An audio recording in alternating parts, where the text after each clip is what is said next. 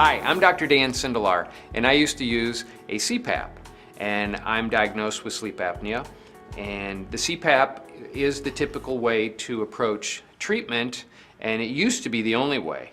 Well, it turns out it didn't work very well for me, and thank you, because I did the research and I now offer oral sleep appliances in my practice, and one of the first people I treated was myself.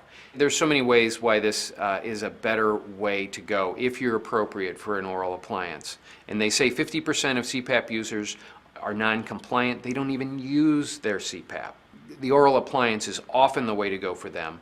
And then somebody with mild to moderate is often the best way for them is an oral sleep appliance. They say the one that is used the most, the treatment that is used the most and for compliance is the oral appliance for sleep apnea.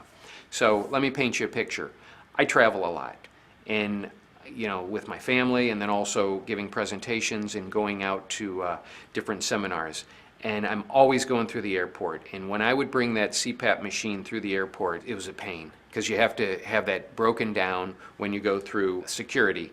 And okay, we're talking about health here, and yet I'm taking something that's blowing air in my nose and in my system, and it's being looked at and touched in probably one of the least clean areas in the world is security at the airport. I know they wear their gloves and everything, but they break it down, everybody's touching it, they put everything back in, fold it all up, and then next thing you know, wherever you are, you're putting this on your face, and you're just not where I wanted to be. It's a burden, and it's a pain to ship.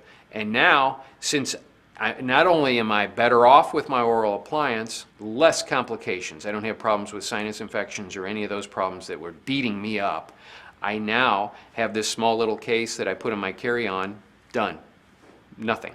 It's so easy, and it's always there, it's always simple, and I'm not always fighting trying to get that clean or getting that all through there. So that's a big deal for me, and especially with travel and getting out there. I have tons of patients in my practice that travel all the time, and they're not really happy with their CPAP anyway. And we've got other blog posts on this subject to find out what some of the parameters are and when it's appropriate to use an oral sleep appliance.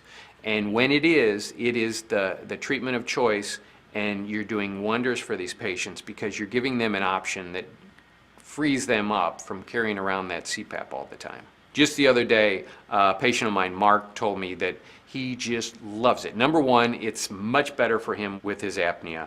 And number two, he also travels quite a bit and a lot of business travel. And sometimes he's just gone for one night and he doesn't have to mess with that. So it's a double win. He's got easier access and it works better for him. So this has been a great addition to my practice. We have links for the different steps to incorporate this and bring this into your practice. Let me know what your concerns are, but I know you can do an awful lot of good in helping people with their problem, but also do it in a way where it's pretty easy for them to bring that into their life.